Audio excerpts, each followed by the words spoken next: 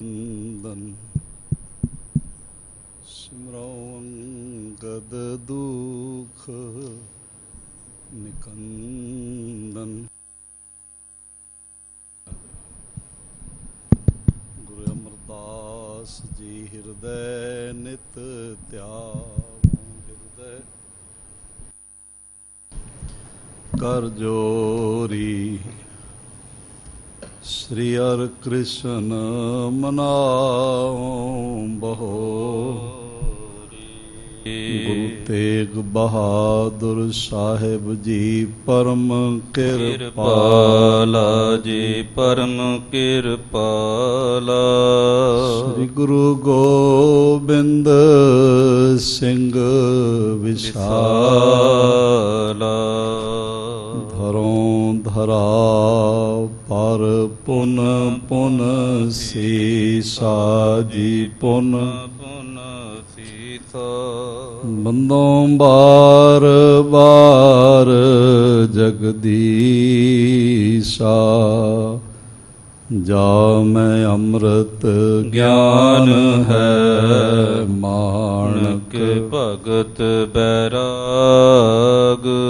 श्री गुरु ग्रंथ साहिब उदद बंदों कर अनुराग।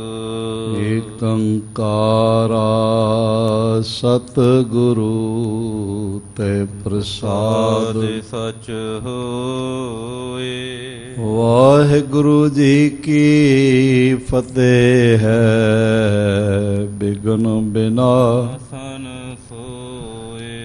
जह डिठे मन तीरिय किल बिख वंजन दूरे।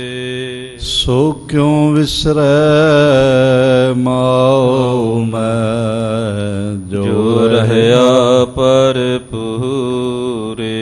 सो क्यों विसरै माओ मैं जो रहया पर पूरे।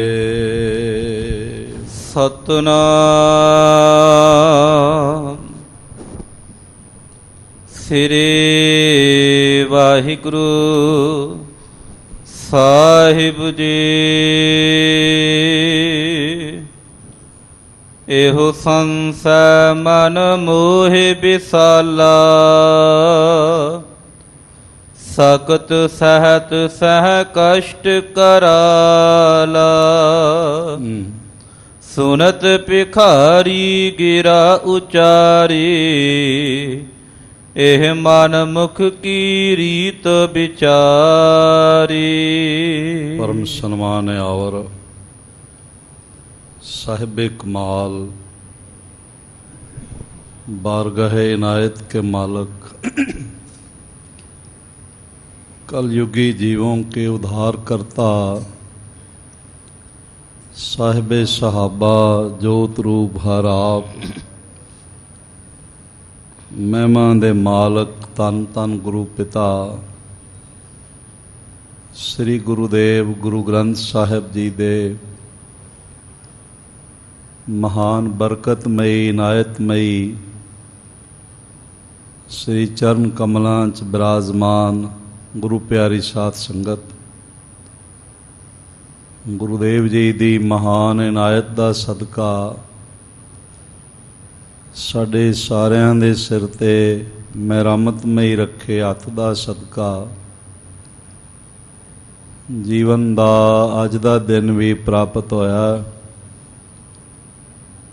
और इस नवे दिन दी जो नवे जन्म समान है इस शाम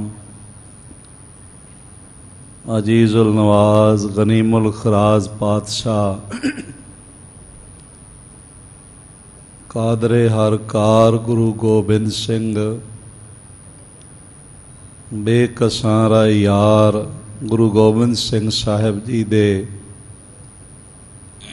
मुबारक चरण कमलों च प्राप्त होया।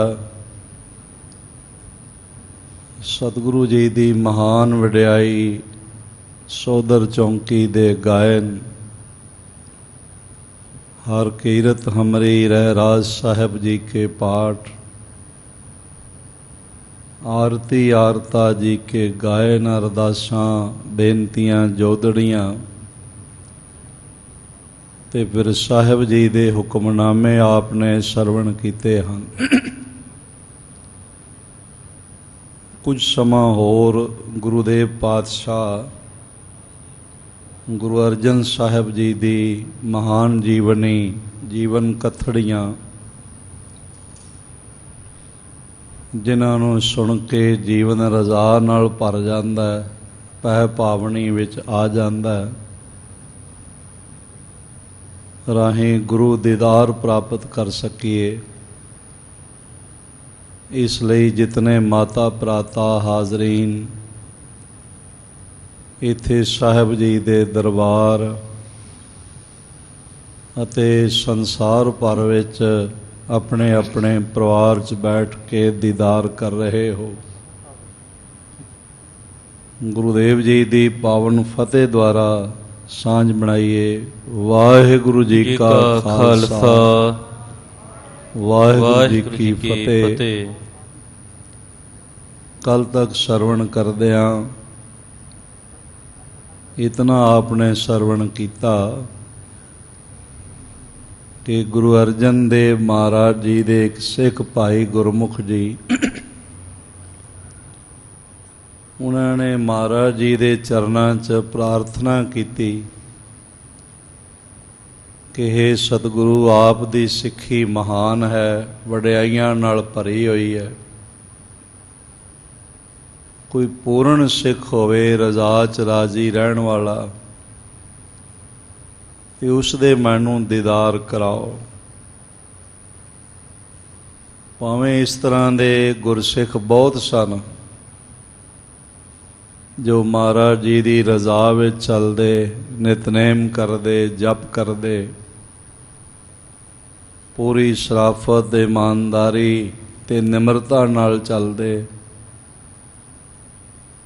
ਮਹਾਰਾਜ ਜੀ ਕਿਸੇ ਦਾ ਵੀ ਨਾਮ ਲੈ ਸਕਦੇ ਸਨ, ਪਰ ਦੀਨ ਦਿਆਲ ਸਾਹਿਬ ਜੀ ਦੇ ਮਸਤਕ ਦੇ ਸਾਹਮਣੇ ਗੁਜਰਾਤ ਦਾ ਇੱਕ ਸਿੱਖ ਭਾਈ ਭਿਖਾਰੀ ਆ ਗਿਆ, ਜਿਸ ਦਾ ਨਾਮ ਵੀ ਭਿਖਾਰੀ ਹੈ ਤੇ ਉਹ ਹੈ ਵੀ ਗੁਰੂ ਦਾ ਮੰਗਤਾ, ਗੁਰੂ ਕੋਲੋਂ ਮੰਗਦਾ ਰਹਿੰਦਾ। ਵੈਸੇ ਦਾਤਿਆਂ ਦਾ ਦਾਤਾ ਹੈ, ਬ੍ਰਹਮ ਗਿਆਨੀ ਹੈ, ਸਭ ਤੇ ਉੱਚਾ, ਮਨ ਆਪਣੇ ਹੈ ਸਭ ਤੇ ਨੀਚਾ। ਇਤਨੀ ਮਹਾਨ ਬੁਲੰਦ ਅਵਸਥਾ ਦਾ ਮਾਲਕ, ਜਿਸ ਨੂੰ ਤਿੰਨਾਂ ਹੀ ਕਾਲਾਂ ਦਾ, ਤਿੰਨਾਂ ਹੀ ਲੋਕਾਂ ਦਾ ਗਿਆਨ ਹੈ, ਬ੍ਰਹਮ ਗਿਆਨੀ। ਬ੍ਰਹਮ ਗਿਆਨੀ ਸਭ ਸਿਸ਼ਟ ਕਾ ਕਰਤਾ, ਬ੍ਰਹਮ ਗਿਆਨੀ ਸਦ ਜੀਵੈ ਨਹੀਂ ਮਰਤਾ। ਬਾਕੀ ਥਾਈਂ ਦੇਖਿਆ ਥੋੜ੍ਹਾ ਜਿਹਾ ਮਾਣ ਮਿਲ ਜਾਏ, ਥੋੜ੍ਹੀ ਜਿਹੀ ਸਮਰੱਥਾ ਮਿਲ ਜਾਏ ਤੇ ਫਿਰ ਆਪਣੇ ਆਪ ਨੂੰ ਭਗਵਾਨ ਅਖਵਾਉਣ ਲੱਗ ਪੈਂਦੇ ਨੇ, ਨਹੀਂ ਤਾਂ ਦੇਵਤਾ ਅਖਵਾਉਣਾ ਤੇ ਕਿਤੇ ਗਿਆ ਹੀ ਨਹੀਂ। ਪਰ ਗੁਰੂ ਨਾਨਕ ਦੇਵ ਜੀ ਦੇ ਘਰ ਦੀ ਵਡਿਆਈ ਹੈ, ਪ੍ਰਗਟ ਭਈ ਸਗਲੇ ਜੁਗਾਂਤਰ, ਗੁਰੂ ਨਾਨਕ ਕੀ ਵਡਿਆਈ। ਉਸ ਵਡਿਆਈ ਦਾ ਹੀ ਇਹ ਮੈਂ ਅਰਜ਼ ਕਰਾਂ ਰਿਜ਼ਲਟ ਹੈ, ਨਤੀਜਾ ਹੈ ਕਿ ਸਾਰੀਆਂ ਵਡਿਆਈਆਂ ਪ੍ਰਾਪਤ ਹੁੰਦਿਆਂ ਵੀ ਸਿੱਖ ਆਪਣਾ ਆਪਾ ਜਣਾਉਂਦਾ ਨਹੀਂ ਹੈ, ਆਪਣੀ ਗੱਲ ਵੱਡੀ ਨਹੀਂ ਕਰਦਾ। ਮਹਾਰਾਜ ਜੀ ਨੇ ਭਾਈ ਭਿਖਾਰੀ ਜੀ ਦਾ ਨਾਮ ਲਿਆ, ਆਖਿਆ ਉੱਥੇ ਗੁਜਰਾਤ ਚਲੇ ਜਾਓ ਤੇ ਜਾ ਕੇ ਭਾਈ ਭਿਖਾਰੀ ਕੋਲ ਕੁਝ ਦਿਨ ਰਹੋ, ਤੁਹਾਨੂੰ ਸਿੱਖੀ ਦੀ ਝਲਕ ਮਿਲੇਗੀ, ਸਿੱਖੀ ਦਾ ਦੀਦਾਰ ਪ੍ਰਾਪਤ ਹੋਵੇਗਾ। ਤੇ ਭਾਈ ਗੁਰਮੁਖ ਸਾਹਿਬ ਜੀ ਦੇ ਬਚਨ ਪ੍ਰਣਾ ਕੇ, ਬਚਨ ਮੰਨ ਕੇ, ਬਚਨ ਗੁਰੂ ਜੋ ਪੂਰੇ ਕਹਿਆ, ਮੈਂ ਸੀਕ ਗਾਠੜੀ ਬਾਂਧਾ। ਆਪਣੀ ਝੋਲੀ 'ਚ ਬਚਨ ਪਰਵਾ ਕੇ ਤੇ ਮੰਜ਼ਿਲ ਮਾਰਦਾ ਮਾਰਦਾ ਗੁਜਰਾਤ ਨਗਰ ਪਹੁੰਚਿਆ। ਇਹ ਅੱਜ ਕੱਲ੍ਹ ਪਾਕਿਸਤਾਨ ਵਿੱਚ ਹੈ, ਜ਼ਿਲ੍ਹਾ ਗੁਜਰਾਤ, ਜਿੱਥੇ ਭਾਈ ਸਾਹਿਬ ਪਹੁੰਚੇ ਨੇ। ਤੇ ਜਾ ਕੇ ਭਾਈ ਭਿਖਾਰੀ ਦਾ ਨਿਵਾਸ ਪੁੱਛ ਕੇ ਤੇ ਘਰ ਜਾ ਪਹੁੰਚੇ। ਆਖਿਆ ਮੈਂ ਮਹਾਰਾਜ ਗੁਰੂ ਅਰਜਨ ਦੇਵ ਸਾਹਿਬ ਜੀ ਦੇ ਕੋਲੋਂ ਆਇਆ ਹਾਂ। ਭਾਈ ਭਿਖਾਰੀ ਰੋਮ ਰੋਮ ਕਰਕੇ ਸਦਕੇ ਗਏ, ਚਰਨ ਚੁੰਮੇ, ਆਖਿਆ ਸਿੱਖ ਨਹੀਂ ਆਇਆ, ਗੁਰੂ ਅਰਜਨ ਦੇਵ ਮਹਾਰਾਜ ਆਏ। ਜੋ ਦੀਸੈ ਗੁਰ ਸਿੱਖੜਾ ਤਿਸ ਨਿਮ ਨਿਮ ਲਾਗੋਂ ਪਾਏ ਜੀਓ। ਬੜੇ ਪਿਆਰ ਨਾਲ ਭਰ ਗਿਆ ਹਿਰਦਾ, ਸੇਵਾ 'ਚ ਲੱਗ ਗਿਆ। ਭਾਈ ਭਿਖਾਰੀ ਜੀ ਦੇ ਘਰ ਵਿੱਚ ਬੜੀ ਸੇਵਾ ਹੋ ਰਹੀ ਹੈ ਭਾਈ ਗੁਰਮੁਖ ਦੀ। ਤੇ ਨਾਲੇ ਭਾਈ ਸਾਹਿਬ ਦੇਖਦੇ ਨੇ ਇੱਕ ਦਰੀ ਠੀਕ ਕਰਦੇ ਪਏ ਨੇ, ਕਿਤੇ ਟਾਂਕਾ ਲੱਗਣ ਵਾਲਾ ਉਹ ਲਾਉਂਦੇ ਪਏ, ਕਿਤੇ ਦਰੀਆਂ ਫੂੜੀਆਂ ਤੱਪੜ ਵਿਛਾਉਣ ਵਾਲੇ ਇਕੱਠੇ ਕਰਦੇ ਪਏ ਨੇ, ਇੱਕ ਸਫੈਦ ਰੰਗ ਦਾ ਕੱਪੜਾ ਵੀ ਰੱਖਿਆ ਹੋਇਆ। ਤੇ ਉਹਨਾਂ ਦਿਨਾਂ ਵਿੱਚ ਭਾਈ ਭਿਖਾਰੀ ਦੇ ਪੁੱਤਰ ਦਾ ਵਿਆਹ ਵੀ ਆ ਗਿਆ। ਬੜਾ ਸੋਹਣਾ ਘਰ ਦਾ ਮਾਹੌਲ ਬਣਿਆ। ਸਤਿਗੁਰੂ ਜੀ ਦੀਆਂ ਅਰਦਾਸਾਂ ਕੀਤੀਆਂ ਗਈਆਂ। ਸਾਰੇ ਸ਼ਗਨ ਗੁਰੂ ਮਤ ਅਨੁਸਾਰ ਕੀਤੇ ਗਏ। ਕਿਧਰੇ ਵੀ ਗੁਰਮਤ ਦੀ ਉਲੰਘਣਾ ਨਹੀਂ ਹੋਈ। ਬੜੇ ਧਿਆਨਪੂਰਵਕ ਸਾਰੇ ਕਾਰਜ ਕੀਤੇ, ਅਰਦਾਸ ਕੀਤੀ। ਕੀਤਾ ਲੋੜੀਏ ਕੰਮ ਸੁਹਰ ਪੈ, ਆਖੀਐ ਕਾਰਜ ਦੇ ਸਵਾਰ, ਸਤਿਗੁਰ ਸੱਚ ਸਾਖੀ ਹੈ। ਬਾਰਾਤ ਚੜੀ, ਸਹੁਰੇ ਘਰ ਪਹੁੰਚੀ, ਵਿਆਹ ਹੋਇਆ ਤੇ ਨੂੰਹ ਲੈ ਕੇ ਭਾਈ ਗੁਰਮੁਖ ਜੀ ਦੇ ਨਾਲ ਹੀ ਭਾਈ ਭਿਖਾਰੀ ਵਾਪਸ ਆਏ। ਪਰ 2 ਦਿਨਾਂ ਬਾਅਦ ਉਹਨਾਂ ਦੇ ਬੱਚੇ ਨੂੰ ਸੂਲ ਉੱਠਿਆ ਤੇ ਉਹ ਕੁਝ ਛਿਰਾਂ ਪਲਾਂ ਵਿੱਚ ਹੀ ਸਰੀਰ ਤਿਆਗ ਗਿਆ। ਉਹੀ ਜਿਹੜੀਆਂ ਦਰੀਆਂ ਟਾਂਕੇ ਲਾਉਂਦੇ ਪਏ ਸਨ ਉਹੀ ਵਿਛਾ ਦਿੱਤੀਆਂ ਗਈਆਂ, ਤੱਪੜ ਵਿਛਾ ਦਿੱਤੇ ਗਏ। ਤੇ ਜਿਹੜਾ ਸਫੈਦ ਕੱਪੜਾ ਰੱਖਿਆ ਸੀ ਉਹ ਕਫਨ ਦੇ ਕੰਮ ਵਿੱਚ ਲੈ ਲਿਆ। ਪੌੜੀ ਸੀੜੀ ਬਣਾਈ ਸੀ ਉਹ ਰੱਖੀ ਹੋਈ, ਉਸ ਤੇ ਸਰੀਰ ਪਾ ਕੇ ਸ਼ਮਸ਼ਾਨ ਭੂਮੀ ਲੈ ਜਾ ਕੇ ਸੰਸਕਾਰ ਕਰਕੇ ਕੜਾਹ ਪ੍ਰਸਾਦ ਦੀ ਦੇਗ ਵੰਡੀ, ਕੀਰਤਨ ਹੋਇਆ ਤੇ ਜੈਕਾਰੇ ਬੁਲਾਏ। ਭਾਈ ਗੁਰਮੁਖ ਸਿੰਘ ਜੀ ਨੇ, ਗੁਰਮੁਖ ਜੀ ਨੇ ਸਵਾਲ ਕੀਤਾ, ਆਖਿਆ ਭਾਈ ਸਾਹਿਬ ਜੀ ਮੈਨੂੰ ਲੱਗਦਾ ਤੁਹਾਨੂੰ ਸਭ ਪਤਾ ਸੀ, ਤੁਸੀਂ ਜਾਣਦੇ ਸੀ।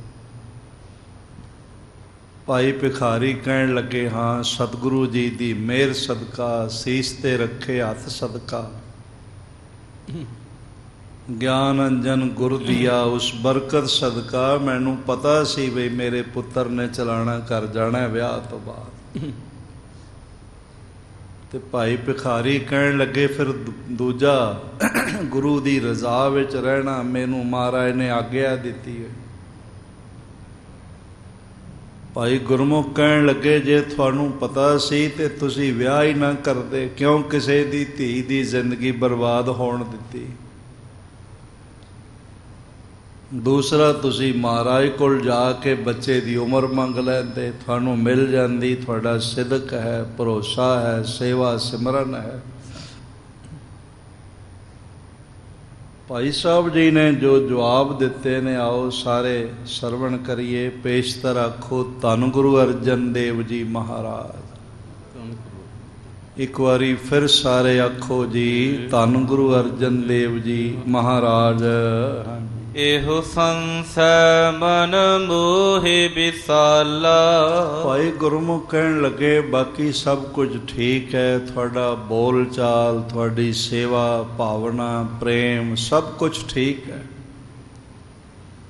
ਪਰ ਇਹ ਬੜਾ ਵੱਡਾ ਸ਼ੰਕਾ ਮੇਰੇ ਮਨ ਵਿੱਚ ਹੈਗਾ, ਇਹ ਸ਼ੰਕਾ ਨਿਵਾਰੋ। ਸਕਤ ਸਹਿਤ ਸਹਿ ਕਸ਼ਟ ਕਰਾਲਾ। ਤੁਸੀਂ ਤੇ ਸਾਰੀਆਂ ਸ਼ਕਤੀਆਂ ਦੇ ਮਾਲਕ ਹੋ, ਸਭ ਕੁਝ ਤੁਹਾਡਾ ਲੋਕ ਪਰਲੋਕ ਵਿੱਚ ਤੁਹਾਡੇ ਵਰਗਿਆਂ ਦੀ ਆਗਿਆ ਚੱਲਦੀ। ਮੇਰੀ ਬੰਦੀ ਭਗਤ ਛੁਡਾਵੇ, ਬੰਧੈ ਭਗਤ ਨਾ ਛੂਟੈ ਮੋਹੇ। ਤੁਹਾਡੀ ਤੇ ਪਾਰ ਬ੍ਰਹਮ ਪਰਮੇਸ਼ਰ ਤੱਕ ਆਗਿਆ ਚੱਲਦੀ, ਤੇ ਇੰਨੀ ਸ਼ਕਤੀ ਦੇ ਹੋਣ ਦੇ ਬਾਵਜੂਦ ਵੀ ਇੰਨਾ ਕਸ਼ਟ ਸਹਿ ਲੈਣਾ। ਸਾਧ ਸੰਗਤ ਦੇ ਬਾਅਦ 'ਚ ਉਦੋਂ ਪਤਾ ਲੱਗਿਆ ਹੋਵੇਗਾ ਜਦੋਂ ਗੁਰੂ ਅਰਜਨ ਦੇਵ ਜੀ ਨੇ ਲੋਹ ਤੇ ਕਸ਼ਟ ਸਹਾਰਿਆ। ਇੰਨੀਆਂ ਸ਼ਕਤੀਆਂ ਹੋਣ ਦੇ ਬਾਵਜੂਦ, ਇੰਨੀਆਂ ਬਰਕਤਾਂ ਹੋਣ ਦੇ ਬਾਵਜੂਦ ਵੀ ਪ੍ਰੇਮ ਦੀ ਇੰਤਹਾ ਦਾ ਪ੍ਰਗਟਾਵਾ ਕੀਤਾ। ਆਖਿਆ ਤੇਰਾ ਕੀਆ ਮੀਠਾ ਲਾਗੈ, ਹਰ ਨਾਮ ਪਦਾਰਥ ਨਾਨਕ ਮੰਗੈ।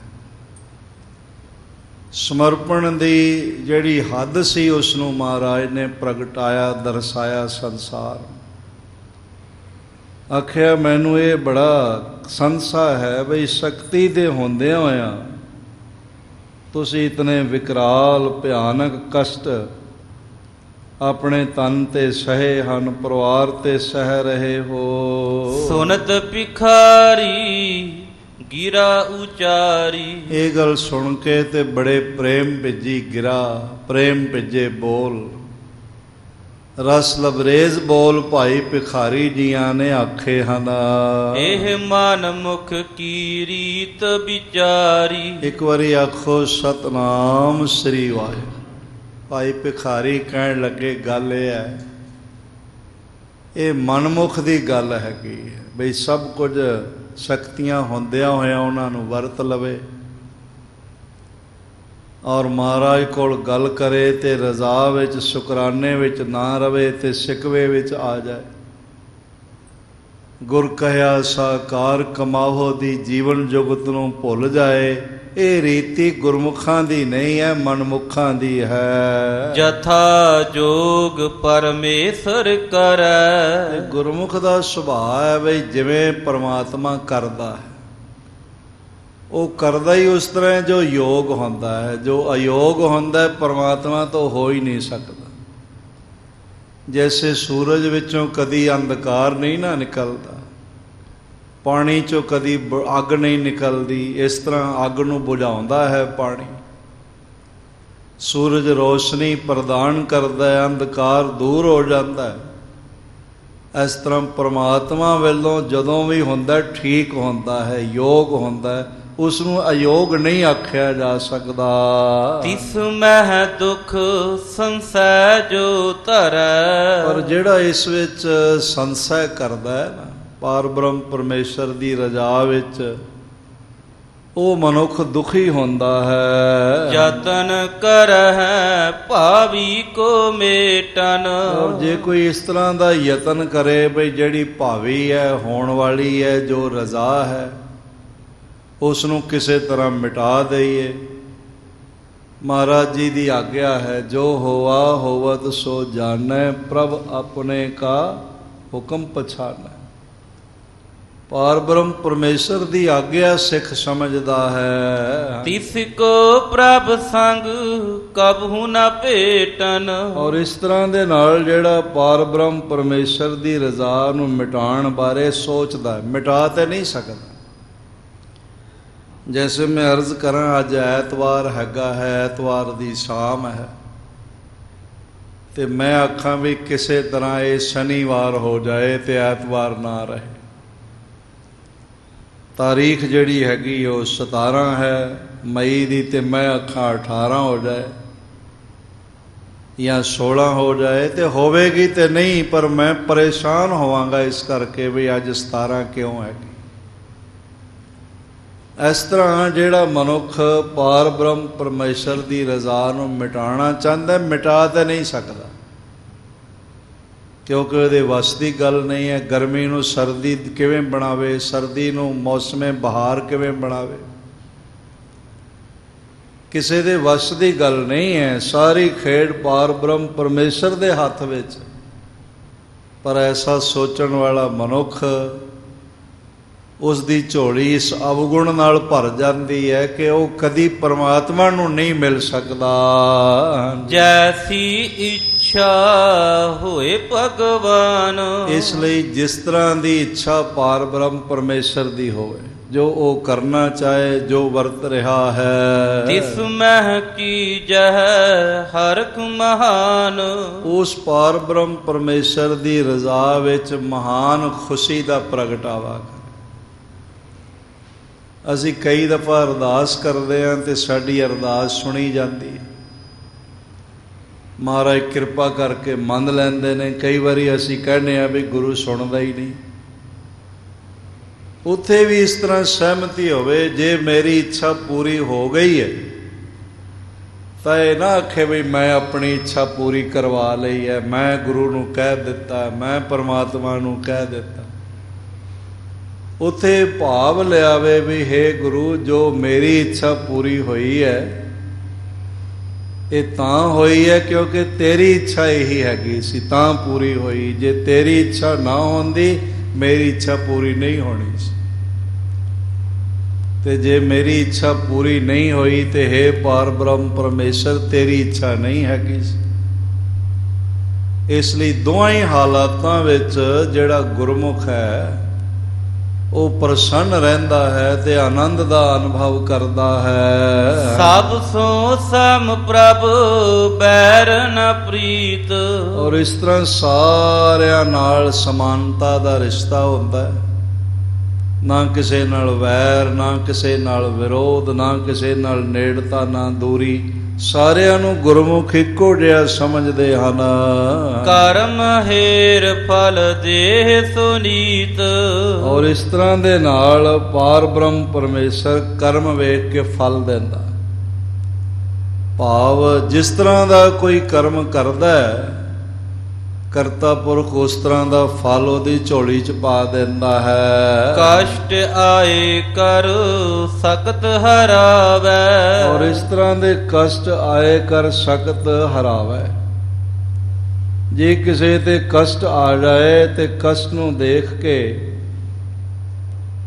ਦੁੱਖ ਬਣੇ ਤਾਂ ਆਪਣੀ ਸ਼ਕਤੀ ਕਰਕੇ ਉਸ ਨੂੰ ਦੂਰ ਕਰੇ, ਆਖੇ ਮੈਨੂੰ ਇਹ ਕਸ਼ਟ ਨਹੀਂ ਚਾਹੀਦਾ। ਪਾਪ ਕਰੇ ਸੋ ਫਲ ਭੁਗਤਾਵੇ। ਔਰ ਇਸ ਤਰ੍ਹਾਂ ਕਰਨਾ ਵੀ ਪਾਪ ਹੈਗਾ। ਪਰਮਾਤਮਾ ਦੀ ਰਜ਼ਾ ਦਾ ਵਿਰੋਧ ਕਰਨਾ ਪਾਪ ਹੈਗਾ। ਤੇ ਪਾਪ ਜੋ ਕਰਦਾ ਪਰਮਾਤਮਾ ਉਸ ਨੂੰ ਪਾਪ ਦਾ ਫਲ ਭੁਗਤਾ ਦਿੰਦਾ ਹੈ। ਹੋਏ ਸੁਖੀ ਕਹਿ ਸੰਕਟ ਦੇਤ। ਜਿਹੜਾ ਇਸ ਢੰਗ ਦੇ ਨਾਲ ਪਾਰ ਬ੍ਰਹਮ ਪਰਮੇਸ਼ਰ ਦੇ ਦਿੱਤੇ ਹੋਏ ਕਸ਼ਟ ਨੂੰ ਵੀ ਦੇਖ ਕੇ ਸੁਖੀ ਹੋ ਜਾਵੇ। ਸੋ ਪੇ ਨ ਦਰਗਹ ਆਦਰ ਲੇਤ। ਤੇ ਜਿਹੜਾ ਮਨੁੱਖ ਸੁਖੀ ਕਿਸੇ ਨੂੰ ਦੇਖ ਕੇ ਵਰ ਸਰਾਪ ਦੇਵੇ, ਨਾਰਾਜ਼ਗੀ ਕਰੇ, ਉਹ ਵੀ ਪਾਰ ਬ੍ਰਹਮ ਪਰਮੇਸ਼ਰ ਦੀ ਦਰਗਾਹ ਵਿੱਚ ਸਨਮਾਨ ਨਹੀਂ ਪਾਉਂਦਾ, ਉਸ ਦਾ ਵੀ ਅਪਮਾਨ ਹੀ ਹੁੰਦਾ ਹੈ। ਨਿਰਪਮਾਇਕ ਜੋ ਕਰਹਿ ਸੋ ਭਾਵੈ। ਔਰ ਇਸ ਤਰ੍ਹਾਂ ਦੇ ਨਾਲ ਜਿਹੜਾ ਕਰਮਚਾਰੀ ਹੁੰਦਾ ਹੈ ਰਾਜੇ ਦਾ, ਉਹ ਰਾਜਾ ਜੋ ਕਰਦਾ ਉਸ ਨੂੰ ਪ੍ਰਵਾਨ ਕਰੇ ਬਈ ਹੇ ਰਾਜਨ ਤੂੰ ਠੀਕ ਕੀਤਾ ਹੈ ਤਾਂ। ਸੋ ਸੇਵਕ ਤਿਸ ਤੇ ਸੁਖ ਪਾਵੈ। ਔਰ ਇਸ ਤਰ੍ਹਾਂ ਉਹ ਸੇਵਕ, ਉਹ ਅਹਲਕਾਰ, ਉਹ ਕਰਮਚਾਰੀ ਆਪਣੇ ਰਾਜੇ ਕੋਲੋਂ ਸੁਖ ਪ੍ਰਾਪਤ ਕਰਦਾ ਹੈ। ਜੇ ਮਹਿਪਤ ਕ੍ਰਿਤ ਮਹਿ ਦੇ ਦੋਸ। ਔਰ ਜੇਕਰ ਸੇਵਕ ਰਾਜੇ ਦੇ ਕਿਸੇ ਬਚਨ ਤੇ ਦੋਸ਼ ਦੇਵੇ, ਆਖੇ ਵੀ ਰਾਜਾ ਤੂੰ ਇਹ ਚੰਗਾ ਨਹੀਂ ਕੀਤਾ, ਤੂੰ ਇਹ ਚੰਗਾ ਨਹੀਂ ਕੀਤਾ, ਤਾਂ ਫਿਰ ਰਿਸ ਹੈ ਤਾਹੇ ਪਰ ਲਖ ਹੈ ਬੇਹੋਸੂ। ਔਰ ਇਸ ਤਰ੍ਹਾਂ ਰਾਜਾ ਫਿਰ ਉਸ ਸੇਵਕ ਤੇ ਨਾਰਾਜ਼ ਹੋਵੇਗਾ ਤੇ ਉਹਨੂੰ ਬੇਹੋਸ਼ ਮੂਰਖ ਮੰਨੇਗਾ ਬਈ ਇਹ ਜਿਹੜਾ ਹੈ ਇਹ ਬੜਾ ਮੂਰਖ ਹੈ, ਮੇਰੀ ਗੱਲ ਨਾਲ ਸਹਿਮਤੀ ਵਿਅਕਤ ਨਹੀਂ ਕਰਦਾ। ਤੇ ਇਹ ਰਾਜਾ ਆਮ ਕਿਸੇ ਰਿਆਸਤ ਦਾ ਹੁੰਦਾ, ਕੋਈ ਬਹੁਤ ਵੱਡਾ ਸ਼ਕਤੀਸ਼ਾਲੀ ਨਹੀਂ ਹੁੰਦਾ। ਤੇ ਪਾਰ ਬ੍ਰਹਮ ਪਰਮੇਸ਼ਰ ਅਨੰਤ ਬ੍ਰਹਿਮੰਡਾਂ ਦਾ ਸ਼ਹਿਨਸ਼ਾਹ ਹੈ। ਉਸ ਵਰਗਾ ਸ਼ਹਿਨਸ਼ਾਹ ਕੋਈ ਹੈ ਨਹੀਂ, ਕੋ ਹਰ ਸਮਾਨ ਨਹੀਂ ਰਾਜਾ। ਇਹ ਭੂਪਤ ਸਭ ਦਿਵਸ ਚਾਰ ਕੇ ਝੂਠੇ ਕਰਤ ਦਿਵਾੜ। ਤੇ ਅਨੰਤ ਬ੍ਰਹਿਮੰਡਾਂ ਦੇ ਸ਼ਹਿਨਸ਼ਾਹ ਦੀ ਰਜ਼ਾ ਦਾ ਭਾਈ ਗੁਰਮੁਖ ਜੀ ਜੇ ਕੋਈ ਵਿਰੋਧ ਕਰੇ ਤੇ ਉਸ ਨੂੰ ਖੁਸ਼ੀ ਕਿੱਥੋਂ ਪ੍ਰਾਪਤ ਹੋਵੇਗੀ। ਇਮ ਅਲਪਗਨ ਕੀ ਕ੍ਰਿਤ ਮਾਹੀ। ਔਰ ਜਿਸ ਤਰ੍ਹਾਂ ਅਲਪਗ ਜੀਵਾਂ ਦੀ ਕਿਰਤ ਵਿੱਚ ਹੁੰਦਾ ਹੈ, ਪ੍ਰਭ ਸਰਬਗ ਜਥੋਚਿਤ ਆਹੀ। ਅਸੀਂ ਭਾਵੇਂ ਅਲਪਗ ਹਾਂ ਪਰ ਪਰਮਾਤਮਾ ਸਰਬ ਗਿਆਤਾ ਹੈ। ਬਿਨਾ ਕਰਮ ਸੁਖ ਦੁਖ ਨਹਿ ਦੇਤ। ਉਸ ਦੀ ਹਰ ਕਿਰਤ ਉਚਿਤ ਹੁੰਦੀ ਹੈ, ਕੋਈ ਰਜ਼ਾ ਨਿੰਦੀ ਨਹੀਂ ਜਾ ਸਕਦੀ, ਕਿਸੇ ਰਜ਼ਾ ਨੂੰ ਉਸ ਦੀ ਨੂੰ ਭੰਡਿਆ ਨਹੀਂ ਜਾ ਸਕਦਾ। ਉਹ ਸਦਾ ਜਥੋਚਿਤ ਜਥਾ ਉਚਿਤ ਹੁੰਦਾ ਉਸ ਤਰ੍ਹਾਂ ਕਰਦਾ ਹੈ। ਬਿਨਾਂ ਕਰਮ ਸੁਖ ਦੁੱਖ ਨਹਿ ਦੇ। ਜਿੰਨਾ ਚਿਰ ਕੋਈ ਮਨੁੱਖ ਸ਼ੁਭ ਅਸ਼ੁਭ ਕਰਮ ਨਹੀਂ ਕਰਦਾ ਉਹਨਾਂ ਚਿਰ ਉਹਨੂੰ ਸੁਖ ਜਾਂ ਦੁੱਖ ਨਹੀਂ ਦਿੰਦਾ। ਭੁਗਤ ਸੋਏ ਜੇ ਬੀਜ ਖੇਤ। ਬਸ ਉਹੀ ਮਨੁੱਖ ਨੂੰ ਭੋਗਣਾ ਪੈਂਦਾ ਹੈ ਜੋ ਕਰਮਾਂ ਦੇ ਖੇਤ ਵਿੱਚ ਬੀਜਦਾ। ਖੇਤ ਸਰੀਰ ਜੋ ਬੀਜਿਆ ਸੋ ਅੰਤ ਖਲੋਆ ਆਏ, ਉਹ ਅਖੀਰ ਤੇ ਸਾਹਮਣੇ ਆ ਜਾਂਦਾ। ਜਿਹਾ ਬੀਜੈ ਸੋ ਲੁਣੈ ਕਰਮਾ ਸੰਦੜਾ ਖੇਤ। ਉਹ ਸਾਰਾ ਕੁਝ ਜੋ ਬੀਜਿਆ ਹੁੰਦਾ ਹੈ ਉਹੀ ਸਾਹਮਣੇ ਆਉਂਦਾ ਹੈ। ਇਮ ਵਿਚਾਰ ਜਿਸ ਕੇ ਉਰ ਹੋਏ। ਔਰ ਇਸ ਤਰ੍ਹਾਂ ਦੇ ਨਾਲ ਪਾਰ ਬ੍ਰਹਮ ਪਰਮੇਸ਼ਰ ਦਾ ਭਿੱਜਿਆ ਹੋਇਆ ਹਿਰਦਾ ਆਖਣ ਲੱਗੇ ਇਸ ਤਰ੍ਹਾਂ ਵਿਚਾਰ ਉਹਦੇ ਮਨ ਵਿੱਚ ਹੁੰਦਾ ਹੈ। ਪ੍ਰਭ ਕ੍ਰਿਤ ਪਰ ਨਿਤ ਹਰਿ ਖੈ ਸੋਏ। ਜਿਹੜਾ ਜੁੜਿਆ ਹੋਇਆ ਮਨੁੱਖ ਹੈ ਵੈਰ ਵਿਰੋਧ ਨਹੀਂ ਕਰਦਾ, ਪਾਰ ਬ੍ਰਹਮ ਪਰਮੇਸ਼ਰ ਤੇ ਸਿਕਵੇ ਨਹੀਂ ਕਰਦਾ, ਉਹ ਸਦਾ ਹਰਖਵਾਨ ਰਹਿੰਦਾ ਹੈ। ਤਿਸ ਕੋ ਸਨਮੁਖ ਕਹੈ ਜੋ ਸੰਤ। ਇਸ ਤਰ੍ਹਾਂ ਦੇ ਨਾਲ ਉਸ ਨੂੰ ਸੰਤ ਆਖਿਆ ਜਾ ਸਕਦਾ ਤੇ ਸਨਮੁਖ ਆਖਿਆ ਜਾ ਸਕਦਾ। ਉਹਨਾਂ ਦੀ ਕਿਰਤ ਵਿੱਚ ਬਰਕਤ ਹੁੰਦੀ। ਮੈਨੂੰ ਕੱਲ ਹੀ ਇੱਕ ਗੁਰਮੁਖ ਪਿਆਰੇ ਭਾਈ ਜਗਜੀਤ ਸਿੰਘ ਉਹਨਾਂ ਦਾ ਨਾਮ ਹੈ, ਮਿਰਜ਼ਾਪੁਰ ਯੂਪੀ ਰਹਿੰਦੇ, ਦਾਸ ਪਟਨਾ ਸਾਹਿਬ ਜੀ ਦੇ ਲੰਗਰਾਂ ਵਾਸਤੇ ਕਣਕ ਦੀ ਸੇਵਾ ਲਈ ਉੱਥੇ ਗਿਆ ਹੋਇਆ ਸੀ ਤੇ ਉਹਨਾਂ ਨੇ ਬੇਨਤੀ ਕੀਤੀ ਵੀ ਸਾਡੇ ਕੋਲ ਰੁਕੋ, ਇੱਥੇ ਠਹਿਰੋ। ਨਾਲੇ ਸੇਵਾ ਵੀ ਉੱਥੇ ਸੰਗਤ ਨੇ ਕਾਫੀ ਕੀਤੀ। ਸ਼ਾਹਜਹਾਨਪੁਰ, ਬੰਡਾ ਔਰ ਇਹ ਮਿਰਜ਼ਾਪੁਰ ਸਾਰਾ ਮਿਲਾ ਕੇ ਕੋਈ 650 ਬੋਰੀਆਂ ਕਣਕ ਦੀਆਂ, ਕੋਈ 650 ਕੁਇੰਟਲ ਕਣਕ ਜਿਹੜੀ ਹੈ, ਕੋਈ 550 ਕੁਇੰਟਲ ਕਣਕ ਅਨਾਜ ਦੇ ਰੂਪ 'ਚ ਤੇ ਕੋਈ 100 ਬੋਰੀਆਂ ਦੀ ਮਾਇਆ ਉਹਨਾਂ ਨੇ ਜਮ੍ਹਾਂ ਕਰਾਈ। ਮੈਨੂੰ ਸੰਤ ਬਾਬਾ ਕਰਤਾਰ ਸਿੰਘ ਜੀ ਠੱਠੇ ਟਿੱਬੇ ਵਾਲਿਆਂ ਦੇ ਬਚਨ ਸੁਣਾਉਣ ਲੱਗ। ਭਾਵੇਂ ਹੋਰ ਵੀ ਬਚਨ ਕਰ ਸਕਦੇ ਸੀ, ਮੈਂ ਕਿਹਾ ਉਹਨਾਂ ਦੇ ਬਚਨ ਮੈਨੂੰ ਸੁਣਾਓ। ਆਖਣ ਲੱਗੇ ਥੋੜ੍ਹੇ ਜਿਹੇ ਪ੍ਰਸਾਦੇ ਲੈ ਕੇ ਬੈਠ ਜਾਂਦੇ, ਇੱਕ ਗਲਾਸ ਵਿੱਚ ਮੱਖਣ ਲੈ ਕੇ ਬੈਠ ਜਾਂਦੇ, ਜਿੰਨੇ ਆਈ ਜਾਂਦੇ ਉਹਨਾਂ ਸਾਰਿਆਂ ਨੂੰ ਵਰਤਾਈ ਜਾਂਦੇ, ਪਰ ਕਦੀ ਖਤਮ ਨਹੀਂ ਹੋਇਆ ਭੋਜਨ। ਇਹ ਬਰਕਤ ਪਾਰ ਬ੍ਰਹਮ ਪਰਮੇਸ਼ਰ ਦੇ ਘਰ ਦੀ ਹੁੰਦੀ, ਕਿਉਂਕਿ ਉਹ ਪੂਰੇ ਰਜ਼ਾ ਵਿੱਚ ਆ ਜਾਂਦੇ ਨੇ। ਤੇ ਜਿਹੜੇ ਰਜ਼ਾ ਦਾ ਵਿਰੋਧ ਕਰਦੇ ਨੇ ਉਹ ਭਾਵੇਂ ਜਿੰਨਾ ਮਰਜ਼ੀ ਇਕੱਠਾ ਕਰ ਲੈਣ, ਬਰਕਤ ਹੀ ਨਹੀਂ ਪੈਂਦੀ। ਸਾਰਾ ਕੁਝ ਜਿਵੇਂ ਭੂਤ ਖੇਡ ਕਹਿ ਦਿੰਦੇ ਨਾ ਪਿੰਡਾਂ 'ਚ, ਕੁਝ ਨਾ ਗੱਲ ਬਣੇ, ਝਟਪਟ ਮੁੱਕਦਾ ਜਾਏ, ਵਰਤ ਲਿਆ ਜਾਏ, ਤੇ ਫਿਰ ਲੋਕੀ ਕਹਿੰਦੇ ਨੇ ਕੋਈ ਭੂਤ ਖੇਡ ਹੀ ਵਰਤ ਗਈ ਹੈ, ਤੇ ਬਚਦਾ ਤੇ ਕੱਖ ਨਹੀਂ, ਦਿਖਦਾ ਤੇ ਕੱਖ ਨਹੀਂ। ਇਸ ਤਰ੍ਹਾਂ ਜੇ ਰਜ਼ਾ ਦਾ ਵਿਰੋਧ ਕਰੀਏ ਤੇ ਫਿਰ ਮਨੁੱਖ ਦਾ ਜੀਵਨ ਜਿਹੜਾ ਉਹ ਸਨਮੁਖ ਵਾਲਾ ਨਹੀਂ ਹੁੰਦਾ। ਤੇ ਜੇ ਰਜ਼ਾ ਵਿੱਚ ਹੋਵੇ ਫਿਰ ਉਹਨੂੰ ਸਨਮੁਖ ਤੇ ਸੰਤ ਆਖਿਆ ਜਾ ਸਕਦਾ ਹੈ। ਤਰ ਕਹਿ ਮਨ ਮੁਖ ਦੁਖ ਲਹਿ ਅੰਤ। ਔਰ ਇਸ ਤਰ੍ਹਾਂ ਦੇ ਨਾਲ ਜਿਹੜਾ ਮਨਮੁਖ ਹੈ ਉਹ ਹਰ ਤਰ੍ਹਾਂ ਨਾਲ ਦੁੱਖ ਹੀ ਪ੍ਰਾਪਤ ਕਰਦਾ। ਉਹਦੀ ਝੋਲੀ ਵਿੱਚ ਸਿਵਾਏ ਦੁੱਖਾਂ ਦੇ ਕੰਡਿਆਂ ਦੇ ਹੋਰ ਕੁਛ ਨਹੀਂ ਪੈਂਦਾ। ਜਿੱਥੇ ਗੁਰਮੁਖ ਦੀ ਝੋਲੀ ਵਿੱਚ ਪਾਰ ਬ੍ਰਹਮ ਪਰਮੇਸ਼ਰ ਦੀ ਬਖਸ਼ਿਸ਼ ਦੇ ਖੂਬਸੂਰਤ ਮਹਿਕ ਦੇ ਟਹਿਕ ਦੇ ਫੁੱਲ ਪੈਂਦੇ ਨੇ, ਉੱਥੇ ਮਨਮੁਖਾਂ ਦੀ ਝੋਲੀ ਕੰਡਿਆਂ ਨਾਲ ਭਾਵ ਦੁੱਖਾਂ ਨਾਲ ਭਰ ਜਾਂਦੀ ਹੈ। ਸਤਿਗੁਰ ਤੇ ਨਿਤ ਚਾਹੇ ਐਸੇ। ਔਰ ਇਸ ਤਰ੍ਹਾਂ ਦੇ ਗੁਰੂ ਦੇ ਜਿਹੜੇ ਸਿੱਖ ਨੇ ਉਹਨਾਂ ਨੂੰ ਇਸ ਤਰ੍ਹਾਂ ਕਰਨਾ ਚਾਹੀਦਾ ਹੈ ਸਦਾ ਹੀ। ਹਾਂਜੀ, ਪ੍ਰਭ ਕ੍ਰਿਤ ਪਰ ਆਨੰਦ ਲਹਿ ਜੈਸੇ। ਉਹ ਪਾਰ ਬ੍ਰਹਮ ਪਰਮੇਸ਼ਰ ਦੀ ਕਰਨੀ ਤੇ ਸਦਾ ਹੀ ਆਨੰਦਿਤ ਹੋਵਣ, ਜੋ ਵੀ ਹੋਵੇ ਆਨੰਦਿਤ ਹੋਵਣ। ਤੁਸੀਂ ਦੇਖਿਆ ਗੁਰੂ ਤੇਗ ਬਹਾਦਰ ਸਾਹਿਬ ਮਹਾਰਾਜ ਸੀਸ ਭੇਟਾ ਕਰਦਿਆਂ ਵੀ ਆਨੰਦਿਤ ਨੇ। ਭਾਈ ਮਤੀ ਦਾਸ, ਭਾਈ ਸਤੀ ਦਾਸ, ਭਾਈ ਦਿਆਲਾ ਜੀ ਆਰੇ ਨਾਲ ਚੀਰਦਿਆਂ ਹੋਇਆਂ, ਦੇਗਾਂ ਵਿੱਚ ਉਬਲਦਿਆਂ, ਰੂਹ ਵਿੱਚ ਬੰਨ੍ਹ ਕੇ ਜਲਦਿਆਂ ਹੋਇਆਂ ਰਜ਼ਾ ਵਿੱਚ ਨੇ। ਛੋਟੇ ਛੋਟੇ ਸੀਰਖੋਰ ਬੱਚੇ ਗੁਰੂ ਗੋਬਿੰਦ ਸਿੰਘ ਮਹਾਰਾਜ ਦੀਵਾਰਾਂ ਵਿੱਚ ਖੜੇ ਹੋਏ ਵੀ ਸ਼ੁਕਰਾਨਾ ਕਰਦੇ ਪਏ, ਕਿਉਂਕਿ ਪੂਰੇ ਰਜ਼ਾ ਵਿੱਚ ਨੇ।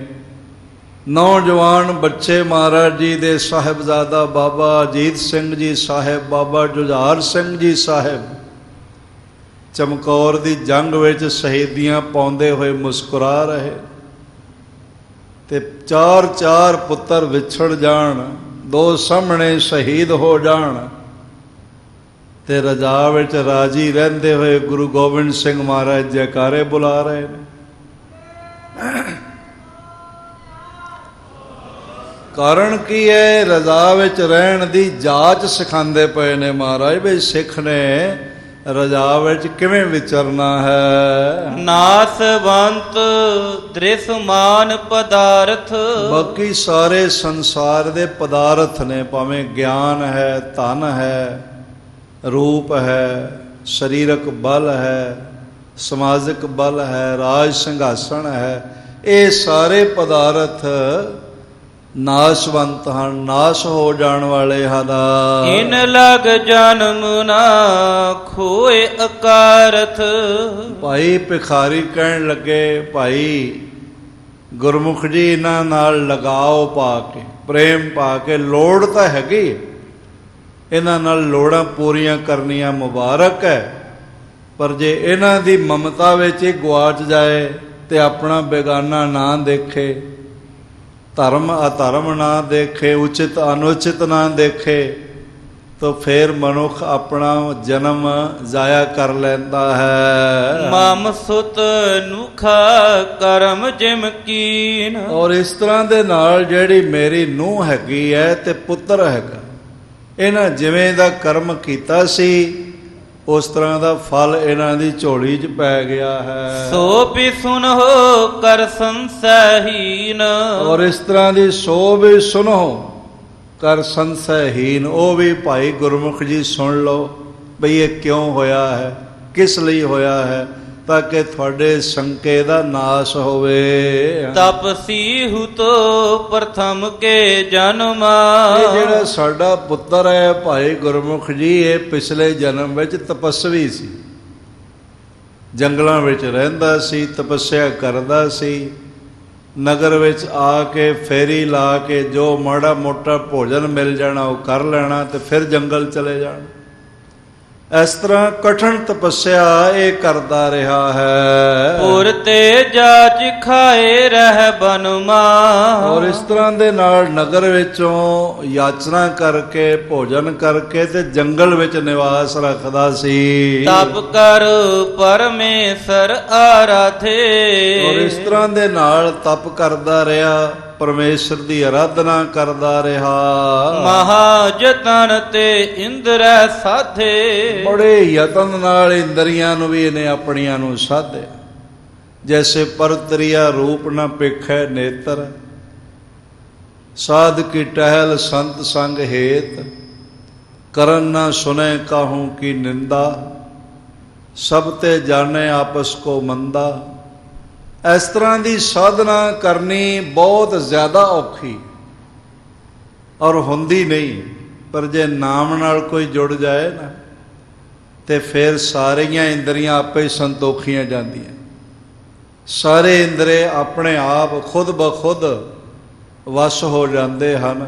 ਇਸ ਲਈ ਨਾਮ ਜਪਣਾ ਸਭ ਤੋਂ ਉੱਤਮ ਕਰਮ ਹੈ।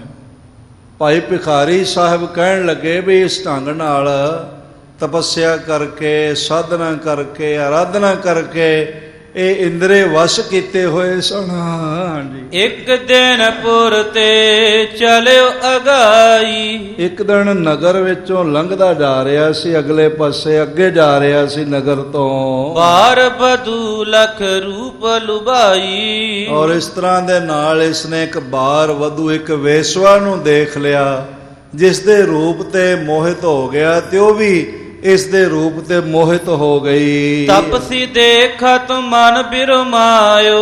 ਔਰ ਇਸ ਤਰ੍ਹਾਂ ਤਪਸਵੀ ਨੇ ਦੇਖ ਕੇ ਆਪਣਾ ਮਨ ਜਿਹੜਾ ਸੀ ਨਾ ਉਹ ਭਰਮ ਚ ਪਾ ਲਿਆ। ਦੇਖੋ ਇਹ ਹੁੰਦਾ ਸਾਧ ਸੰਗਤ, ਬੜੇ ਬੜੇ ਤਪਸਵੀ, ਬੜੇ ਬੜੇ ਕਰਮ ਕਾਂਡੀ। ਇਹ ਨਾਲ ਹੀ ਸ਼ਹਿਰ ਹੈਗਾ ਕਨੌਜ ਕਾਨਪੁਰ ਦੇ। ਜਦੋਂ ਆਗਰੇ ਤੋਂ ਜਾਈਦਾ ਨਾ ਲਖਨਊ ਤੋਂ ਆਗਰੇ ਨੂੰ, ਰਸਤੇ 'ਚ ਪੈਂਦਾ ਕਨੌਜ। ਇੱਥੋਂ ਦਾ ਹੀ ਰਹਿਣ ਵਾਲਾ ਸੀ ਅਜਾਮਲ। 4 ਵੇਦ, 6 ਸ਼ਾਸਤਰ, 18 ਪੁਰਾਣ, 27 ਸਿਮਰਤੀਆਂ, ਸਭ ਕੁਝ ਕੰਠਸਥ। ਬੜਾ ਵਿਦਵਾਨ, ਬੜਾ ਆਪਣੇ ਆਪ ਨੂੰ ਵੱਡਾ ਬ੍ਰਾਹਮਣ ਅਖਵਾਉਣ ਵਾਲਾ। ਇਸ ਦੇ ਗੁਰੂ ਨੇ ਕਿਹਾ ਵੀ ਅਜਾਮਲ, ਸਾਰੀ ਦੁਨੀਆ ਵਿੱਚ ਜਾ, ਤੇਰੀ ਜੈ ਜੈਕਾਰ ਹੋਵੇਗੀ, ਪਰ ਇੱਕ ਬਾਜ਼ਾਰ ਬਾਰੇ ਕਿਹਾ, ਉੱਥੇ ਤੂੰ ਨਹੀਂ ਜਾਣਾ, ਉਹ ਵੇਸਵਾਵਾਂ ਦਾ ਬਾਜ਼ਾਰ ਹੈ। ਤੇ ਅਜਾਮਲ ਹੱਸ ਕੇ ਕਹਿਣ ਲੱਗਾ, ਗੁਰੂ ਮਹਾਰਾਜ, ਮੈਂ ਇੰਨਾ ਪੜ੍ਹਿਆ ਲਿਖਿਆ, ਇੰਨਾ ਸਿਆਣਾ, ਖਟ ਸ਼ਾਸਤਰੀ, ਸਿਮਰਤੀਆਂ, ਪੁਰਾਣ, ਵੇਦਾਂ ਦਾ ਗਿਆਤਾ, ਮੈਨੂੰ ਕੀ ਕੋਈ ਭੁਲਾ ਸਕਦਾ ਹੈ, ਭਟਕਾ ਸਕਦਾ ਹੈ? ਆਖਣ ਲੱਗੇ, ਨਹੀਂ, ਸਾਡਾ ਬਚਨ ਹੈ, ਉੱਧਰ ਨਹੀਂ ਜਾਣਾ। ਆਖਣ ਲੱਗਾ, ਠੀਕ ਹੈ, ਪਰ ਫਿਰ ਮਨ ਨੇ ਕਿਹਾ, ਲੈ ਐਵੇਂ ਹੀ ਮੈਨੂੰ ਬਾਪੂ ਜੀ ਨੇ ਕਹਿ ਦਿੱਤਾ, ਮੈਨੂੰ ਇੱਧਰ ਕੌਣ ਰੋਕ ਲਏਗਾ? ਇੱਕ ਦਿਨ ਲੰਘਿਆ ਤੇ ਕੁਝ ਨਾ ਹੋਇਆ, 2 ਦਿਨ ਲੰਘਿਆ, ਤੀਜੇ ਦਿਨ ਕਿਧਰੇ ਰੰਗ ਰਾਜ ਚੱਲਦਾ ਪਿਆ ਸੀ, ਰਾਗ ਆਦਿਕ ਗਾਇਆ ਜਾ ਰਿਹਾ ਸੀ। ਆਵਾਜ਼ ਸੁਣ ਕੇ ਠਹਿਰ ਗਿਆ, ਹੌਲੀ ਹੌਲੀ ਉਸੇ ਜਾਲ 'ਚ ਫਸ ਗਿਆ। ਫਿਰ 6 ਪੁੱਤ ਜਾਏ ਵੇਸਵਾ, ਪਾਪਾਂ ਦਾ ਫਲ ਇੱਛੇ ਲਹਿ। ਸਾਰੀ ਦੁਨੀਆ ਵਿੱਚ ਪਾਪੀ ਕਰਕੇ ਜਾਣਿਆ ਗਿਆ। ਪਤਤ ਅਜਾਮਲ ਪਾਪ ਕਰ, ਜਾਏ ਕਲਾਵਾਤਣੀ ਦੇ ਰਹਿਆ, ਗੁਰ ਤੇ ਬੇਮੁਖ ਹੋਏ ਕੈ ਪਾਪ ਕਮਾਵੇ, ਦੁਰਮਤ ਦਹਿਆ। ਇਸ ਤਰ੍ਹਾਂ ਦੀ ਭਿਆਨਕ ਹਾਲਤ ਬਣ ਗਈ, ਕਿਉਂਕਿ ਵੱਡੇ ਵੱਡੇ ਗਿਆਨਵਾਨਾਂ ਦੇ, ਤਪਸਵੀਆਂ ਦੇ ਮਨ ਤੇ ਵੀ ਕਾਮ ਵਾਸਨਾ, ਲੋਭ ਵਾਸਨਾ, ਹੰਕਾਰ ਵਾਸਨਾ, ਪਰਾਇਆ ਰੂਪ, ਪਰਾਇਆ ਧਨ ਆਪਣਾ ਅਸਰ ਪਾ ਦਿੰਦਾ ਹੈ। ਇਹ ਕੇਵਲ ਗੁਰੂ ਦੀ ਮਿਹਰ ਨਾਲ ਹੀ ਇਸ ਤੋਂ ਬਚਿਆ ਜਾ ਸਕਦਾ ਹੈ। ਤਪਸੀ ਦੇਖਤ ਮਨ ਬਿਰਮਾਇਓ। ਔਰ ਇਸ ਤਰ੍ਹਾਂ ਤਪਸਵੀ ਨੂੰ ਦੇਖ ਕੇ ਉਸ ਨਗਰ ਵਧੂ ਦਾ, ਬਾਲ ਵਧੂ ਦਾ ਵੀ ਮਨ ਬਿਰਮਿਆ, ਤੇ ਇਸ ਦਾ ਆਪਣਾ ਵੀ ਮਨ ਬਿਰਮ ਗਿਆ। ਹਟ ਕਰ ਮਿਲਿਓ ਨਾ ਬਨ ਗਮਨਾਇਓ। ਇਹ ਉਧਰ ਆਪਣੇ ਜੰਗਲ ਵੱਲ ਨਾ ਗਿਆ ਤੇ ਉਸੇ ਦੇ ਘਰ ਵਿੱਚ ਆ ਗਿਆ। ਪਿਛਲੇ ਜਨਮ ਵਿੱਚ ਜਿਹੜਾ ਮੇਰਾ ਇਹ ਹੁਣ ਪੁੱਤਰ ਸੀ। ਕਾਲ ਕਿਰਿਆ ਐਸੀ ਤਹਿ ਭਈ। ਪਰ ਕਾਲ ਦਾ ਸਮਾਂ ਐਸਾ ਬਣਿਆ ਉਸ ਵੇਲੇ, ਦੋਹੂ ਦੇਹ ਸਿਮਰਤ ਛੁੱਟ ਗਈ। ਦੋਹਾਂ ਦਾ ਹੀ ਸਰੀਰ ਜਿਹੜਾ ਸੀ ਨਾ, ਦੋਵੇਂ ਜਾਪ ਤਾਂ ਕਰਦੇ ਰਹੇ, ਪਰ ਦੋਹਾਂ ਦਾ ਸਰੀਰ ਬਿਨਸ ਗਿਆ। ਤਪ ਫਲ ਤੇ ਇਹ ਮਮ ਸੁਤ ਹੁਆ। ਉਸ ਤਪ ਦੇ ਫਲ ਕਰਕੇ ਇਸ ਨੂੰ ਇਸ ਜਨਮ ਵਿੱਚ ਮੇਰੇ ਘਰ ਜਨਮ ਮਿਲਿਆ, ਮੇਰੀ ਪਰਵਰਿਸ਼ ਮਿਲੀ ਹੈ, ਮੇਰਾ ਪੁੱਤਰ ਬਣ ਕੇ ਆਇਆ ਹੈ। ਸਿਮਰ ਪ੍ਰਭੂ ਕੋ ਸੰਕਟ ਖੋਵਾ। ਹੁਣ ਜਿਉਂ ਜਨਮ ਲਿਆ ਤਿਉਂ ਦਾ ਨਾਮ ਹੀ ਜਪਦਾ ਹੈ। ਉਹਨੂੰ ਵੀ ਪਤਾ ਸੀ ਇਹ ਸਭ ਹੋਣ ਵਾਲਾ, ਤੇ ਸਾਰੇ ਸੰਕਟ ਉਸਦੇ ਖੋ ਗਏ ਹਨ। ਉਹ ਰਜ਼ਾ ਵਿੱਚ ਚੱਲਦਾ ਰਿਹਾ ਹੈ। ਬਾਰ ਮੁਖਾ ਇਹ ਨੁਖਾ ਪਈ ਹੈ। ਇਹ ਜਿਹੜੀ ਬਾਰ ਵਧੂ ਸੀ, ਇਹ ਮੇਰੀ ਨੂੰਹ ਬਣ ਕੇ ਮੇਰੇ ਘਰ ਵਿੱਚ ਮੇਰੇ ਪੁੱਤਰ ਦੀ ਪਤਨੀ ਬਣ ਕੇ ਆਈ ਹੈ। ਤਪਸੀ ਰਤ ਤੇ ਸੁਮਤ ਲਈ ਹੈ। ਇਸ ਕਰਕੇ ਤਪਸਵੀ ਹੋਣ ਕਰਕੇ ਵੀ ਜਪਦੀ ਪਈ ਹੈ। ਜਿਉਂ ਜਨਮ ਹੋਇਆ ਇਸ ਨੂੰ ਵੀ ਸੁਮਤ ਪ੍ਰਾਪਤ ਹੋਈ ਹੈ। ਸਿੱਖ ਸੰਗਤ ਕੀ ਸੇਵ ਕਮਾਵੇ। ਸਿੱਖਾਂ ਦੀ, ਗੁਰੂ ਦੀ ਸੰਗਤ ਦੀ ਸੇਵਾ ਦੋਵੇਂ ਹੀ ਕਰਦੇ ਰਹੇ ਹਨ। ਅੰਤ ਵਿਖੈ ਉਤਮ ਪਦ ਪਾਵੇ। ਜਿਹੜਾ ਵੀ ਗੁਰਸਿੱਖਾਂ ਦੀ, ਗੁਰੂ ਦੀ ਸੰਗਤ ਦੀ ਸੇਵਾ ਕਰਦਾ ਹੈ, ਉਸ ਨੂੰ ਅਖੀਰ ਵੇਲੇ ਉੱਤਮ ਪਦਵੀ ਪਰਮਾਤਮਾ 'ਚ ਅਭੇਦਤਾ ਮਿਲਦੀ ਹੈ। ਤਾਂ ਤੇ ਭੋ ਗੁਰਮੁਖ ਸੁਣ ਲੀਜੈ। ਇਹ ਗੁਰਮੁਖ ਜੀ, ਇਹ ਸਾਡੀ ਗੱਲ ਧਿਆਨ ਨਾਲ ਸੁਣੋ। ਆਪ ਸਾਰੇ ਵੀ ਜਿਤਨੇ ਸਰਵਣ ਕਰ ਰਹੇ ਹੋ, ਆਪ ਵੀ ਸਾਰੇ ਇਸ ਬਚਨ ਨੂੰ ਧਿਆਨ ਨਾਲ ਸਰਵਣ ਕਰੋ ਜੀ। ਭਾਣਾ ਮਾਨਨ ਮਨ ਥਿਰ ਕੀਜੈ। ਬਸ ਇਹ ਗੱਲ ਹੈਗੀ ਹੈ ਕਿ ਗੁਰੂ ਦਾ ਭਾਣਾ ਮੰਨਣਾ ਤੇ ਆਪਣੇ ਮਨ ਨੂੰ ਟਿਕਾ ਕੇ ਰੱਖਣਾ, ਥਿਰ ਰੱਖਣਾ, ਮਨ ਨੂੰ ਡੋਲਣ ਨਾ ਦੇਣਾ। ਸਤਿਨਾਮ ਕੋ ਸਿਮਰਨ ਕਰਨੋ। ਲੱਗਦਾ ਭਾਈ ਗੁਰਮੁਖ ਸਿੰਘ ਜੀ ਨੇ ਪੁੱਛਿਆ ਵੀ ਇਹ ਹੋ ਕਿਵੇਂ ਸਕਦਾ ਹੈ? ਤੇ ਭਾਈ ਗੁਰਮੁਖ ਜੀ ਨੂੰ ਭਾਈ ਭਿਖਾਰੀ ਜੀ ਨੇ ਕਿਹਾ ਨਾਮ ਸਿਮਰਨ ਨਾਲ, ਹੋਰ ਕੋਈ ਤਰੀਕਾ ਨਹੀਂ। ਬਹੁਤ ਪੜ੍ਹ ਲਿਖ ਕੇ ਨਹੀਂ, ਬਹੁਤ ਧਨ ਕਮਾ ਕੇ ਨਹੀਂ, ਬਹੁਤ ਯਸ਼ ਵਡਿਆਈਆਂ ਪ੍ਰਾਪਤ ਕਰਕੇ ਨਹੀਂ, ਇਹ ਕੇਵਲ ਨਾਮ ਜਪ ਕੇ ਹੋ ਸਕਦਾ ਹੈ। ਤਨ ਹੰਤਾ ਕੋ ਹਿਰਦੈ ਬਿਸਰਨੋ। ਔਰ ਇਸ ਤਰ੍ਹਾਂ ਆਪਣੇ ਹੰਕਾਰ ਨੂੰ ਹਿਰਦੇ ਤੋਂ ਦੂਰ ਕਰ ਦੇਣਾ ਤੇ ਨਿਰੰਕਾਰ ਦੇ ਪਿਆਰ ਨੂੰ ਹਿਰਦੇ ਵਿੱਚ ਵਸਾਉਣਾ। ਮੁਕਤੀ ਕੇ ਸਾਧਨ ਏ ਤੀਨ। ਪਾਣਾ ਮੰਨਣਾ, ਹੰਕਾਰ ਦੂਰ ਕਰਨਾ, ਸਿਮਰਨ ਕਰਨਾ, ਇਹ ਤਿੰਨੇ ਹੀ ਪਾਪਾਂ ਤੋਂ ਔਰ ਇੰਦਰੀਆਂ ਦੇ ਲੋਭ ਤੋਂ, ਇੰਦਰੀਆਂ ਦੇ ਸੁਭਾਅ ਤੋਂ ਮੁਕਤ ਹੋਣ ਦੇ ਸਾਧਨ ਹਨ।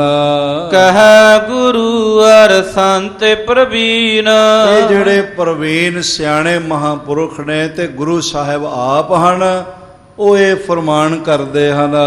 ਸੁਨ ਗੁਰਮੁਖ ਨੇ ਬਾਕ ਭਿਖਾਰੀ। ਭਾਈ ਗੁਰਮੁਖ ਜੀ ਨੇ ਭਾਈ ਭਿਖਾਰੀ ਜੀ ਦੇ ਜਦੋਂ ਇਹ ਬਚਨ ਸੁਣੇ ਨੇ ਤੇ ਮਨ ਸਹਿਮਤ ਹੋਇਆ। ਉਸ ਵੇਲੇ ਦਵੈ ਕਰ ਜੋਰ ਬੰਦਨਾ ਧਾਰੀ। ਦੋਵੇਂ ਹੱਥ ਜੋੜ ਲਏ, ਅੱਖਾਂ ਵਿੱਚ ਆਂਸੂ ਵੀ ਆ ਗਏ ਤੇ ਆਖਿਆ ਧੰਨ ਗੁਰੂ ਅਰਜਨ ਦੇਵ ਮਹਾਰਾਜ ਤੇ ਧੰਨ ਗੁਰੂ ਅਰਜਨ ਦੇਵ ਮਹਾਰਾਜ ਦੇ ਸਿੱਖ ਭਾਈ ਭਿਖਾਰੀ ਵਰਗੇ। ਦੋਵੇਂ ਹੱਥ ਜੋੜ ਕੇ ਤੇ ਨਮਸਕਾਰ ਬੰਦਨਾ ਕੀਤੀ ਹੈ। ਧੰਨ ਧੰਨ ਬੜ ਬੁੱਧ ਵਿਚਛਣ। ਔਰ ਤੁਸੀਂ ਵਿਸ਼ੇਸ਼ ਵਿਲੱਖਣ ਬੁੱਧੀ ਵਾਲੇ ਹੋ, ਧੰਤਾ ਦੇ ਯੋਗ ਹੋ। ਨਾਮ ਮੋਹੇ ਗੁਰਮੁਖ ਤਵ ਲੱਛਣ। ਮੇਰਾ ਤਾਂ ਭਾਈ ਸਾਹਿਬ ਕੇਵਲ ਗੁਰਮੁਖ ਨਾਮ ਹੀ ਹੈ, ਪਰ ਤੁਹਾਡੇ ਗੁਰਮੁਖਾਂ ਵਾਲੇ ਲੱਛਣ ਹੈ। ਮੇਰੇ ਨਾਮ ਦਾ ਹੀ ਮੈਂ ਗੁਰਮੁਖ ਹਾਂ, ਪਰ ਤੁਹਾਡੇ ਵਿੱਚ ਗੁਰਮੁਖਾਂ ਵਾਲੇ ਸਾਰੇ ਸ਼ੁਭ ਗੁਣ ਮੌਜੂਦ ਹਨ। ਜਸ ਦੇਖਿਓ ਮੈਂ ਚਹਿ ਮਨ ਪਾਵਨ। ਜਿਸ ਤਰ੍ਹਾਂ ਦਾ ਮੈਂ ਮਨ ਵਿੱਚ ਸਿੱਖ ਦੇਖਣਾ ਚਾਹੁੰਦਾ ਸੀ ਨਾ, ਸਿੱਖ ਦੇ ਦੀਦਾਰ ਪਾਉਣੇ ਚਾਹੁੰਦਾ ਸਾਂ, ਤਤ ਸਤ ਗੁਰ ਮੁਝ ਕੀ ਨ ਦਿਖਾਵਨ।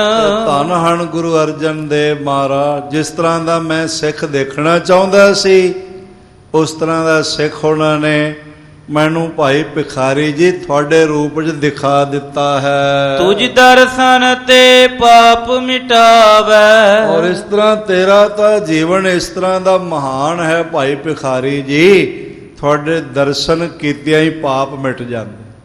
ਵਾਕਈ ਅਸੀਂ ਤਾਂ ਹੀ ਤਾਂ ਮਹਾਰਾਜ ਜੀ ਦੇ ਚਰਨਾਂ 'ਚ ਰੋਜ਼ ਅਰਦਾਸ ਕਰਦੇ ਹਾਂ, ਸਹੀ ਗੁਰਮੁਖ ਪਿਆਰੇ ਮੇਲ ਜਿਨ੍ਹਾਂ ਮਿਲਿਆ ਤੇਰਾ ਨਾਮ ਚਿੱਤ ਆਵੇ, ਜਿਨ੍ਹਾਂ ਨਾਲ ਮਿਲ ਕੇ ਤੇਰੇ ਨਾਮ ਨਾਲ ਮਨ ਜੁੜਦਾ ਹੋਵੇ, ਮਨ ਰਸ ਨਾਲ ਭਰਦਾ ਹੋਵੇ, ਸਦਾ ਗੁਰੂ ਕੇ ਉਰ ਮਹਿ ਭਾਵੈ। ਤੇ ਫਿਰ ਇਸ ਢੰਗ ਨਾਲ ਸਦਾ ਹੀ ਉਹ ਸਿੱਖ ਗੁਰੂ ਦੇ ਹਿਰਦੇ ਵਿੱਚ ਚੰਗਾ ਲੱਗਦਾ ਹੈ, ਕਿਉਂਕਿ ਉਹ ਸਿੱਖ ਦੇ ਹਿਰਦੇ ਨੂੰ ਗੁਰੂ ਚੰਗਾ ਲੱਗਦਾ ਹੈ। ਏਮ ਉਸਤਤ ਕਰ ਬਾਰੰਬਾਰ।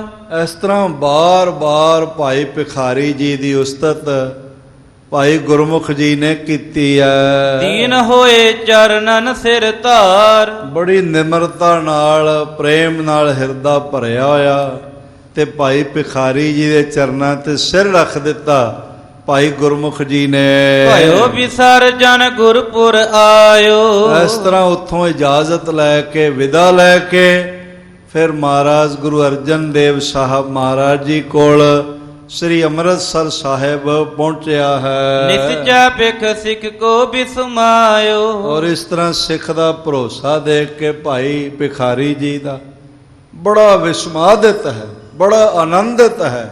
ਰੋਮ ਰੋਮ ਗੁਰੂ ਤੋਂ, ਗੁਰੂ ਦੇ ਸਿੱਖਾਂ ਤੋਂ, ਗੁਰੂ ਦੀ ਸਿੱਖੀ ਤੋਂ ਸਦਕੇ ਜਾ ਰਿਹਾ ਹੈ। ਸ੍ਰੀ ਅਰਜਨ ਬੈਠੇ ਜਿਸ ਥਾਈ। ਔਰ ਜਿਸ ਜਗ੍ਹਾ ਸਾਹਿਬ ਗੁਰੂ ਅਰਜਨ ਦੇਵ ਪਾਤਸ਼ਾਹ ਜੀ ਬਿਰਾਜੇ ਹੋਏ ਸਨ ਆਪਣੇ ਸਿੰਘਾਸਣ ਤੇ ਸ੍ਰੀ ਅੰਮ੍ਰਿਤਸਰ ਸਾਹਿਬ ਵਿਖੇ, ਪਗ ਪੰਕਜ ਪਰ ਗਰੀਬ ਨਿਵਾਈ। ਆ ਕੇ ਮਹਾਰਾਜ ਜੀ ਦੇ ਸ੍ਰੀ ਚਰਨ ਕਮਲਾਂ ਤੇ ਮੱਥਾ ਟੇਕਿਆ, ਗਰਦਨ ਨਿਵਾਈ, ਸ਼ੁਕਰਾਨਾ ਕੀਤਾ, ਪਰਕਰਮਾਂ ਕੀਤੀਆਂ।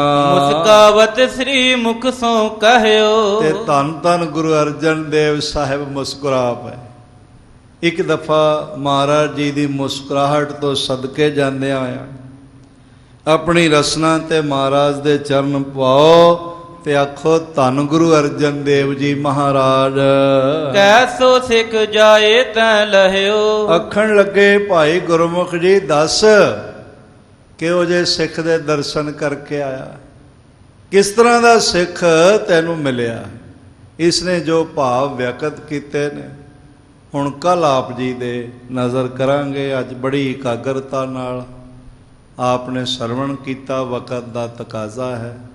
ਠੀਕ 8:30 ਵੱਜਦਿਆਂ ਟੈਲੀਕਾਸਟ ਜਿਹੜਾ ਉਹ ਕੱਟ ਜਾਂਦਾ ਅਤੇ ਸੰਗਤਾਂ ਦੀ ਬਹੁਤ ਜ਼ਿਆਦਾ, ਮੈਂ ਪਿੰਡਾਂ ਵਿੱਚ ਭਰਮਣ ਕਰਕੇ ਆਇਆ ਹਾਂ। ਇਹ ਇੱਛਾ ਹੈਗੀ ਹੈ ਕਿ ਜਿਹੜਾ ਜਾਪ ਕਰਦੇ ਹੋ ਜ਼ਰੂਰ ਸਾਡੇ ਤੱਕ ਪਹੁੰਚੇ। ਅਸੀਂ ਸਾਰੇ ਉਡੀਕਦੇ ਹੁੰਦੇ ਹਾਂ ਵੀ ਜਾਪ ਕਦੋਂ ਮਿਲ ਕੇ ਕਰੀਏ। ਲੱਖਾਂ ਹੀ ਪਰਿਵਾਰ ਇਸ ਵੇਲੇ ਤਖਤ ਪਟਨਾ ਸਾਹਿਬ ਤੋਂ ਕਥਾ ਸੁਣਨ ਲਈ ਅਤੇ ਨਾਲ ਜਾਪ ਕਰਨ ਲਈ ਬੈਠੇ ਹੁੰਦੇ। ਉਹਨਾਂ ਦਾ ਮਨ ਇਸ ਤਰ੍ਹਾਂ ਮਹਿਸੂਸ ਕਰਦਾ ਕਿ ਤਖਤ ਸ੍ਰੀ ਹਰਿਮੰਦਰ ਜੀ ਪਟਨਾ ਸਾਹਿਬ ਹੀ ਬੈਠੇ। ਨਾਲੇ ਸਾਰੇ ਅਰਦਾਸ ਕਰੀਏ ਇਹ ਕਰੋਨਾ ਮਹਾਮਾਰੀ ਖਤਮ ਹੋਵੇ ਅਤੇ ਖੁੱਲ੍ਹੇ ਰੂਪ ਵਿੱਚ ਸੰਗਤਾਂ ਆ ਕੇ ਪਟਨਾ ਸਾਹਿਬ ਜ਼ਿਆਰਤ ਕਰਨ। ਆਓ ਸਾਰੇ ਮਿਲ ਕੇ 2-3 ਮਿੰਟ ਵਾਹਿਗੁਰੂ ਮੰਤਰ ਦਾ ਜਾਪ ਕਰੀਏ ਅਤੇ ਫਿਰ ਖਿਮਾ ਪ੍ਰਾਰਥੀ ਹੋਵਾਂਗੇ। ਵਾਹਿਗੁਰੂ ਵਾਹਿਗੁਰੂ ਵਾਹਿਗੁਰੂ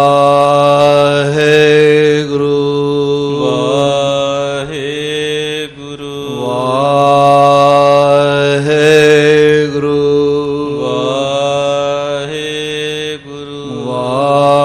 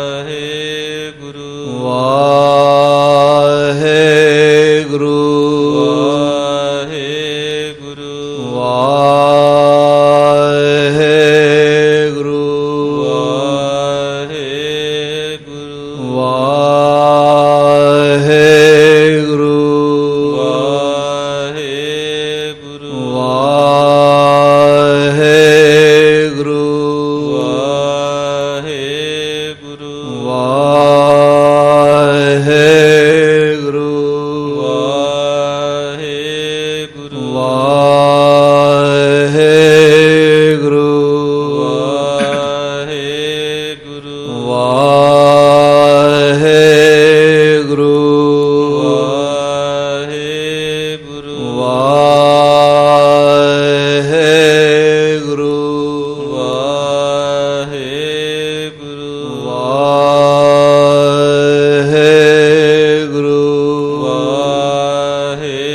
ਵਾਹਿਗੁਰੂ ਕਾਦਰੇ ਹਰ ਕਾਰ ਗੁਰੂ ਗੋਬਿੰਦ ਸਿੰਘ ਬੇਕਸਾਂ